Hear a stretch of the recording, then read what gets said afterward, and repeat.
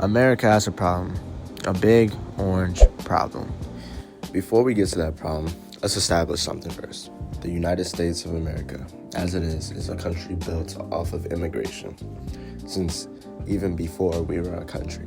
If we really think about it, right, 13 colonies with land stolen from the Native Americans by old British men and women. That alone is enough to justify immigration, but it also sets a precedent in which we know our country loves precedents.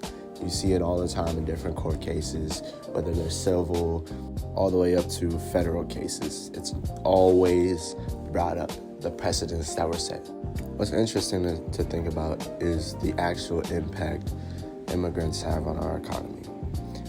And seeing that they're a small portion of what our population is, they take up a decent amount of the workforce in different industries like agriculture, manufacturing, construction, and all. For as small as the population of immigrants is, they make up 8.3% of the country's civilian workforce, age 16 and older. Even more specifically, 225,000 workers in agriculture and 1.5 million workers in construction will be lost due to deporting these immigrants. And I know what some people might be thinking, right? Oh, what does that have to do with me? Well, for every 500,000 immigrants that lose their job, 44,000 U.S.-born workers will lose their jobs as well. So that could very well affect you.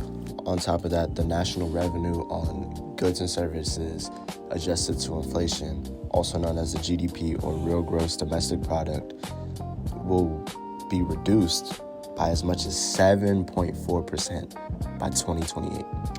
Directly connected to that, prices on all goods will go up by 9.1% and higher by 2028.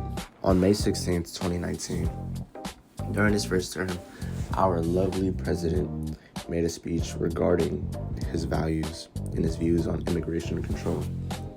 And he explained that the reforms he wants to set protects American wages, promotes American values, and attracts the best and brightest from all around the world. Now, a few things jump out to me from seeing that. One, how are you going to attract the best from around the world when you're kicking everybody out of the country who wasn't born here? Even people who were born here, like, it just doesn't make sense.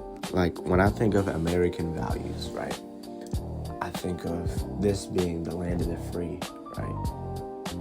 The nation of opportunity. You come here, you get the opportunities you never would have if you didn't come here, right? Isn't that how it has always been portrayed? But how is it supposed to be that if you're pushing back and fighting against it?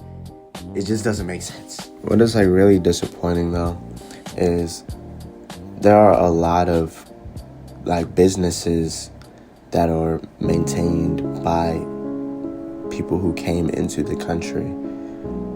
Like here in South Euclid, go around the place, you'll see a bunch of like convenience stores and many different places that are ran by immigrants. And it's just sad to see that those people can be successful but still not wanted here for some odd reason. So, we've established this is gonna hurt the economy, right? Hurt all of our pockets. But surely the government isn't doing this just all willy-nilly, right? There's some logic behind what they're doing. And they're not going to be spending too much money to try to accomplish this goal, right?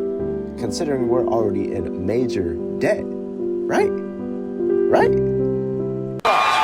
Very nice words, but happens to be wrong. Wrong.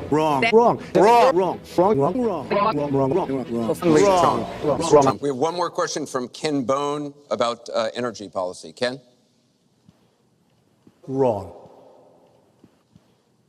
What is ironically known as the Big Beautiful Bill that is being passed contains $175 billion with a capital B to be used for immigration enforcement. Like, take this information as you will. Honestly, something needs to change.